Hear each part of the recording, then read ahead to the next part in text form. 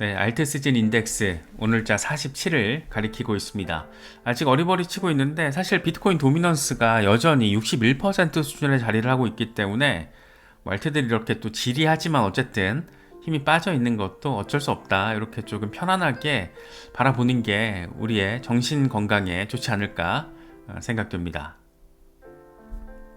스탁머니 리잘드, 이 토탈 3 대 BTC 페어 주간 차트입니다. 그러니까 비트코인과 이더리움을 제외한 전체 알트코인 토탈 3의 비트코인 페어 주간 차트를 보니까 더블 바텀 형성될 가능성이 있는 바닥 국면이다. 주간 RSI는 상승하고 있고 강력한 피보나치 지지선 지지가 나오고 있다. 다음 주는 강세장이 될 것이다. 다음 주쯤부터 알트들이 좀 힘을 받아주지 않을까. 뭐 이렇게 또 토탈 3 BTC 페어를 통해서 이야기를 하고 있습니다. 이거는 비트코인과 이더리움을 제외한 BTC 페어의 주간 차트인데 이렇게 보고 있으면 뭔가 엄청난 알트 시즌이 추세라인 지지받고 나올 것 같잖아요. 전반적으로는 빠질 가능성, 이 추세라인이 한 번 더 빠진다라는 것보다는 전체적인 거시경제 환경을 봐도 이럴 가능성이 조금 더 높지 않을까라는 기대감을 또 갖게 만들다 보니까 괜히 또 거대한 알트 시즌에 대한 기대감이 커지는 것은 꼭 기분 탓만은 아닌 것 같습니다. XRP 얘기를 좀 해봐야 될 것 같습니다. 상당히 의미 있는 재료들이 지금 막 들어와 주고 있어가지고 하루 사이에 그래도 4% 수준의 반등이 나와줬어요. 그래서 2.5달러 위에서 지금 지지 테스트 진행을 하고 있는데 정말 이게 뭐가 벌어지려고 이러나 싶기도 하고 괜히 또 기분이가 마음이가 꿈틀꿈틀 뿜뿜 되는 건 또 어쩔 수 없는 것 같습니다. 일단 SEC가 그레이스케일이 제출한 XRP 현물 ETF 19B4 신청 접수를 확인했습니다. 1차 승인 난 거죠. 그래서 S1 이 최종 승인까지 좀 기다려야겠지만 어쨌든 이게 중요한 거는 기존에는 이걸 반려하는 경우가 많았잖아요. 게리 겐슬러 체제에서는. 그런데 지금 이거를 이번에 도치코인 ETF랑 같이 액날리지를 한 겁니다. 접수 승인을 한 거예요. 그래서 이제 어프로브 단계까지 가려면 S1 신고서가 또 증권 신고서가 이제 승인이 돼야 되는 건데 어쨌든 큰 고비 넘겼다. 큰 고비 넘겼다라고 우리가 바라볼 수 있고 이게 XRP의 반등에 있어서 의미 있는 재료 역할을 해줬다. 사실 조금 아쉽긴 하죠. 그래도 한 좀 더 의미 있게 펌핑이 나와주면 어떨까라는 생각도 있었는데 비트코인이 아직 어리버리 치고 있는 상황이다 보니까 XRP의 힘도 살짝 받다가 만 그런 느낌? 약간 그런 느낌이 개인적으로 좀 들더라고요. 제임스 세이파트도 의미부여합니다. 이건 대부분 예상된 것이긴 하지만 공식적으로 리플과 도치에 대한 시간이 곧 다가올 것을 의미하는 것이다. 이렇게 얘기를 하면서 SEC가 XRP 현물 ETF 그리고 도치코인 현물 ETF에 대한 19B4를 접수 승인한 사실상 1차 승인을 한 게 상당히 이제 그들의 시간이 온다라는 것을 의미한다 라는 얘기를 하고 있습니다. 네이트 게라시는 이런 얘기를 해요.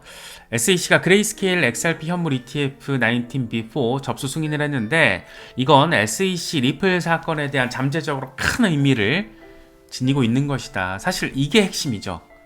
우리 같은 투자자들에게 있어서는 이게 핵심이다. 왜냐? 현물 ETF를 승인한다라는 것은 그러니까 최종 승인은 이제 나중에 하겠지만 승인한다라는 것은 이 현물 ETF 상품에 담긴 기초 자산을 증권이 아니라 상품으로 인정을 한다는 거잖아요. 그렇기 때문에 지금 SEC의 이런 행태는 새로운 지도부가 지금 출범하고 물론 아직은 임시위원장 직무대행 상황이지만 우에다 아저씨가 우의 일을 잘하나 싶은 생각을 갖게 만드는 그런 스탠스를 지금 하나씩 둘씩 던져주고 있는 거예요. 그래서 XRP 현물 ETF 19B4를 접수 승인한 것은 XRP 자체를 그러니까 현물 ETF의 기초 자산인 XRP를 증권이 아니라 상품으로 간주하겠다라는 그런 게 지금 깔린 거다 라는 얘기를 이하 씨가 지금 하고 있는 거죠. 큰 의미라는 걸.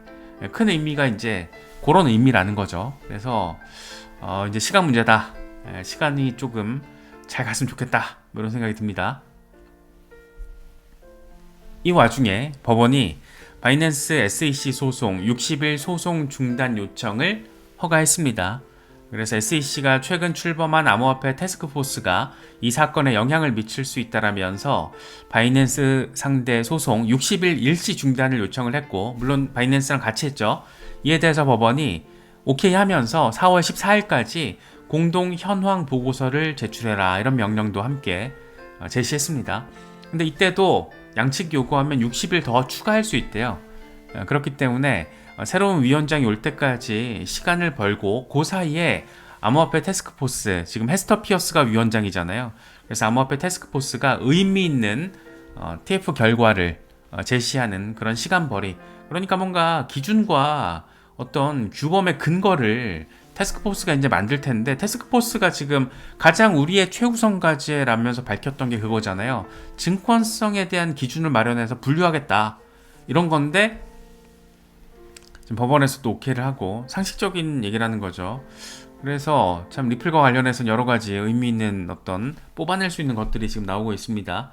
그래서 지금 SEC 입장에서는 이제 코인베이스, 그리고 사실상 코인베이스 소송은 지금 뭐 펜딩 상태라고 보는 게 맞죠. 네, 맞고, 이제 남은 게 그럼 뭐다? 리플이다. 리플 소송에 대해서도 SEC가 뭐 바이낸스나 뭐 레질렉스 사건이나 이런 사건들과 비슷한 취지의 어떤 액션을 이제 취해주지 않을까. XRP 현물 ETF에 대해서도 어쨌든 접수 승인을 했으니까 좀 가자, 좀 가자고, 이런 생각이 드는 거죠. 존 리드 스타크, 이 양반은 SEC 인터넷 집행국장 출신인데 겐슬러 체제에서 SEC 규제 방식을 옹호했던 그런 인물이기도 합니다. 그래서 지금 요즘 상황 보면 좀 답답하겠죠. SEC는 비공식적으로 죽어 묻혀버렸다, 무덤에 묻혔다라는 거예요. SEC가 링크드인에다가 부서 공식 명칭에서 크립토 에셋이란 단어를 삭제했다. 대신 신흥기술, 이머징 테크놀로지스로 대체를 했다. 이건 SEC 위원장 대행인 우에다가 암호화폐 관련 집행의 완전한 폐지를 위한 명령으로 인한 것으로 추정이 된다. 그러니까 크립토를 딱 찍어가지고 조지겠다라는 게 아니고 신흥 기술로 이렇게 범위를 넓혀버린 거잖아요. 정상적인 SEC의 규제, 권한을 집행하겠다라는 의지로 이제 우리 같은 사람들은 해석이 되는데, 이 아저씨 바라보기에는 SEC 끝났네, 아유, 뭐 이렇게 또 우리랑은 좀 다르게 바라보고 있습니다. 이 와중에 이거 재밌어요. SEC와 CFTC가 암호화폐의 효과적인 규제를 마련하기 위해서 협력 방안을 논의하기 했다라는 그런 소식이 전해졌습니다. 새로운 규제 문제를 해결하기 위해서 공동 자문위원회를 부활하는 방안을 거론하고 있다라고 해요. 이게 CFTC, SEC 조인트 어드바이저리 커미티라는 건데, 지금은 인액티브 상황, 그러니까 2014년일 거예요. 2014년 이후 사실상 인액티브, 활동 중단되는데, 이걸 지금 부활시켜서 이게 진짜 의미 부여가 되죠.